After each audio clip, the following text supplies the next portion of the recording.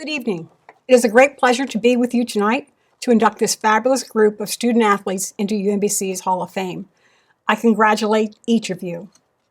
I have the privilege of introducing the first member of our men's basketball team to graduate in 3 years, no less with a degree in economics. He played his final year of competition while enrolled in a master's degree in economic policy analysis. Twice, he was selected to both the NACTA Division I AAA Athletic Directors Association Scholar Athlete Team and twice to the America East All-Academic Team. Of course, I'm speaking of Brian Hodges. He currently holds top 10 status in numerous UMBC record books. During his career, he amassed 1,474 points, 222 three-point field goals, and converted 78.6% of his free throws, competing in 116 games.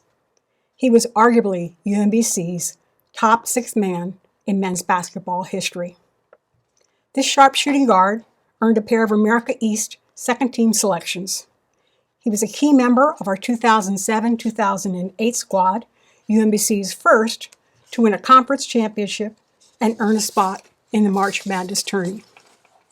Brian was a fine role model for his teammates. His work ethic could be seen both in the classroom and on the court.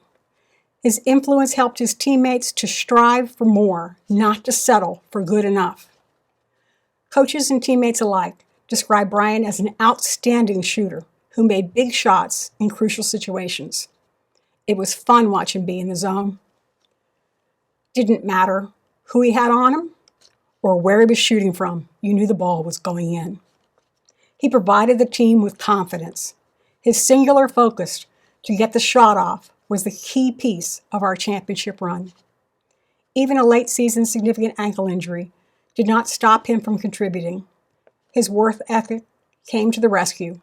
He put in the needed therapy time and with a good amount of grit, helped his team onto UMBC's first NCAA Division I men's basketball championship competition.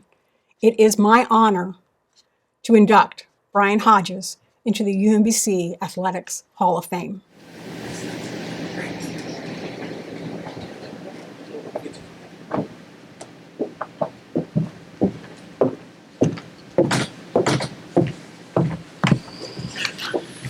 Well, thank you, Cindy, and good evening, everyone. First, I'd like to thank UMBC and the athletics department for bestowing a special honor upon me. To be frank, I didn't think this day would come. Nonetheless, I'm truly grateful. Also would like to acknowledge the rest of the 2023 UMBC Hall of Fame inductees. It is a great honor to be inducted with such an accomplished class. Also want to shout out Carly Cassidy Dewey, as my prayers are with her and her family during this difficult time. And I want to give you a heads up. I'm not, great at giving speeches, so bear with me. Like I said, thanks again, Cindy, for that wonderful induction speech. But what I'm going to highlight is, I guess, what I consider my basketball story. I started playing at a young age of 5, 6 years old at what was a mini mix league at Kettering Middle School. Those are some cold Saturday mornings in the gym, as my parents can attest to. But basketball was nothing I was, kind of forced to play. It was just something I gravitated towards. My parents never, told me to pick up a ball or anything of that nature. But I just enjoyed being out there and enjoyed playing ball. And played a couple of years of mini mix and then moved up to try out for my county basketball team, in which you had to try out, meaning you could get cut. And so that was my first semblance of competitive athletics. I was fortunate enough to make the team and kind of excelled. At that time, I was a short, chubby kid. No, I wouldn't say short, but I was chubby. And so automatically kind of got put on the block. I was the power forward or center for the team. And I remember having pretty much just one move. I had a drop step that was pretty unstoppable, but developed some good relationships with some teammates, and played county ball for the next couple years. And if you're familiar with kind of grassroots basketball, growing up in the DMV, played against some great competition. It was played against some kids that are still in the league today. So it was tough growing up, but a good experience. Also grew up attending private school, so my parents afforded me the opportunity for my sister and I to go to private school. But the big key there is that as a middle school student, you could play junior varsity basketball, which means, as an eighth grader, I was on the JV team playing against, kind of high school competition. And that's where I really kind of cut my teeth. I was still kind of a post player, but I was actually a key member of that team. And as I went, the team went. And if I had a bad game, it was a tough go for us as a team. But I developed myself as a decent player, but still focusing on the post for that eighth grade year, and then again playing JV for my freshman year. The target for my sophomore year in high school was to play varsity, but to play varsity, I knew I had to make the transition from a post player to a wing player, and so spent the summer focusing on shedding weight, developing a jump shot, working on my dribbles with the ultimate goal of playing basketball collegiately. That was a goal I had in mind, and I knew as a 6'1", power forward, I wasn't going to be anybody's power forward on the collegiate level. So at that time, I guess that summer again was spent developing a jump shot and developing some handles. And during the short break period, I shed a lot of weight. I went from that kind of chubby kid to more of a slender, athlete coming into my sophomore season. And I was able to play varsity and kind of translated my game from, imitating, I would say, Charles Barkley to more Ray Allen and Reggie Miller. But as expected, I did end up making the varsity team my sophomore season. The year went great. I distinctly remember a holiday tournament was a bit of a coming out party for myself. My shot was falling. I was playing well, and kind of ended the year as a good reserve for a locally ranked team and a respected team. With the goal of continuing my desire to play D1 basketball, my parents and I decided that it would be in my best interest to transfer schools to the WCAC, which if you're familiar with the area, it's still kind of was and still is one of the most competitive high school basketball leagues in the country. So the thought was, if I wanted to, be the best, I had to play against the best and kind of continue to up my game. So I spent the next 2 seasons suiting up for the Mustangs of Bishop McNamara High School. I ended my senior season with all conference recognition. Overall, the move worked. I was getting, recognized by some D1 schools, and ultimately chose to be a retriever at UMBC. I used to get asked all the time, why did I choose UMBC? And it was a very simple answer for me. It was the best opportunity for me to excel both on the floor athletically and in the classroom academically. I wanted to be a student athlete, as I had no aspirations, and my skill level, I knew I wasn't going to play in the NBA one day. So it ended up being a great decision, as my degree has, increased in value since my departure. So great decision on my part. And like I said, started my collegiate career in 2004.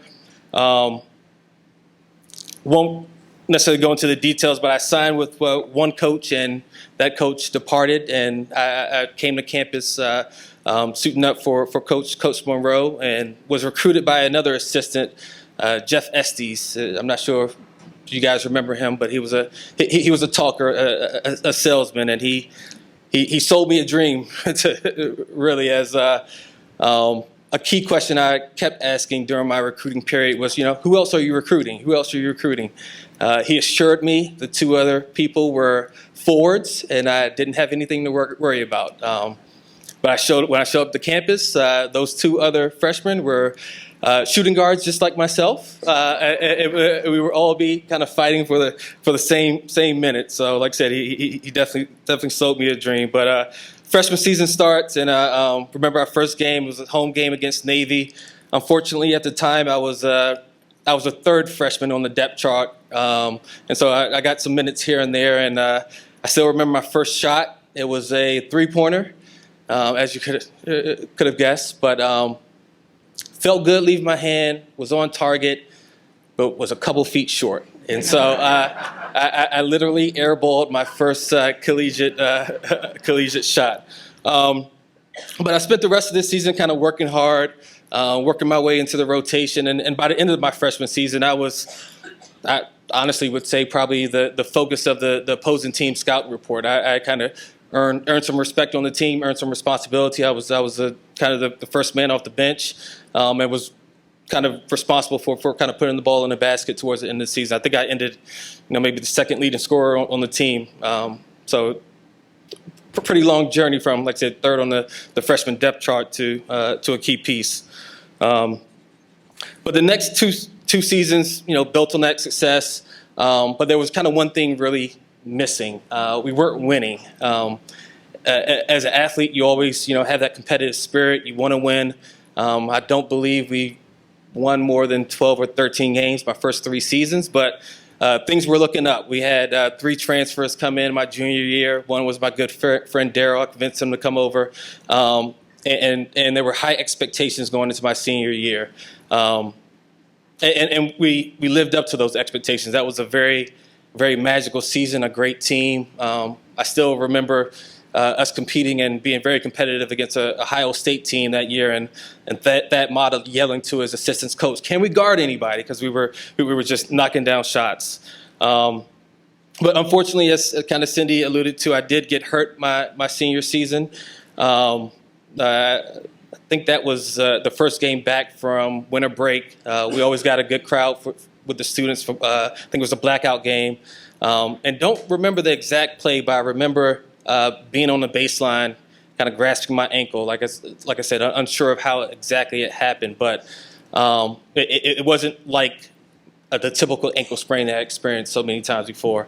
Of course, Cindy was there to help diagnose, take me off the floor, and like I said, there were so many different thoughts going through my mind. Like, had I just played my last collegiate game, what if I broke my ankle? That was a very, very tough night. Again, just thoughts racing through my mind. But like I said, Cindy assured me we just have to get the x-ray, right? We just have to find out the following day. And the x-ray did come back negative. It was unfortunately a high ankle sprain, so it would take some rehab and recovery. But as long as I kind of worked at it, there was a chance I could get back to towards the end of the season. And I did get back towards the end of the season, and it was, like I said, we continued our magical run. We got to the tournament. First time in UMBC history. Like I said, nobody can take that away from us. We were the first, although that other team was more successful, I would say. But like I said, I got to play in the NCAA tournament game. Like I said, ended my senior season on a high note. I couldn't have asked for much more. I was sad to see it come to an end, but grateful for what I accomplished and the motto I set forth for others. So that's what I would detail as my kind of basketball story. But there's a big part of the story that, I've purposely left out until this point. That key piece is my dad. So my dad has been my coach, my trainer, my agent, runner, ever since those cold, early Saturday mornings. He's literally been there every step of the way. When I was playing bad or needed some guidance on the floor, I looked up to my dad in the stands, not my coach on the sidelines. He was the only person who could really diagnose what I was doing wrong with my shot or what I could improve on. I mentioned earlier that my parents never kind of pushed me into basketball. He wasn't one of those fathers, attempting to live out his dreams through his son. He just wanted to support me. He always told me, "You can take this as far as you want, as long as you put in the work," and he'd be there to support me and assist me any way he could. He never forced me to work out, never forced me to go get up shots, never told me to imitate or play for certain teams. Simple, if I wanted to go work out, he would be there to feed me the ball. I could always count on him to tell me, what I should or shouldn't have done in a game. I distinctly remember growing up playing county ball. There was always a speech coming after the game on the way home, and I'd hear it one way or the other. Could have been calling for the ball, should have boxed out, should have done this, done that, but didn't really appreciate it then, but certainly appreciate it now. But to be clear, he was not my hype man. He wasn't those fathers who, my son can do this, my son can do that. He was not that father. He defer any type of accomplishment, and it really kept me level-headed and humble, to which again I appreciate. Like I said, that was my father growing up, and wouldn't change it for the world. Like I said, that summer going into my sophomore year of high school, when I made that transition to being a shooting guard, he was the one in the gym working on my jump shot. He was the one that realized that if I wanted to play college ball, I'd have to move away from my comfort zone in the post. We spent some very, very long days in the gym, making sure my elbow was tight, making sure I had a good follow through, making sure my body was square coming off screens. I was able to hit all of those clutch shots at the top of the key and in the corner because of my dad, and I worked on it constantly. Most don't know this, but I used to get up at 4 a.m. on game days and meet my father at Lifetime Fitness in Columbia to get up shots. It was a ritual we started in high school after I transferred into the WCAC. As I stated before, I was never a natural athlete. I didn't have a natural jump shot. It was something I had to work on, and my dad knew that. He knew that for me to be successful, for me to knock down all of those shots once game time occurred, that I would need to put in the work beforehand. It was that simple. He knew it, so he did whatever it took so that I could work out and get those shots up. Yeah, for me as a college student, it was tough getting up at 3:30 in the morning. And particularly, like I said, you could imagine in college, you don't go to bed too early, but it would only take me 20 minutes to get to the gym. My dad in Upper Marlboro, took him 45 minutes to drive up to Columbia, work me out for an hour, get dressed, drive an hour and a half to get to work in Alexandria, Virginia, work a full day, and then make a trek back up to UMBC for my game that night. It wasn't easy, and to this day, I'm not sure how he did it. But mind you, we did this for 4 years. Either way, I'm grateful because the player that you guys saw at night was a product of the work my father put into me more than 12 hours beforehand. My dad was at every home and local game. He even brought a brand new car my freshman year because he'd be on the road so much. Dad, I just want to say thank you. I'm here today because of you. I'm going to mimic what D. Wade said at his recent Hall of Fame speech. This award is for my father. I love you, and I'm thankful for you. We in the Hall of Fame.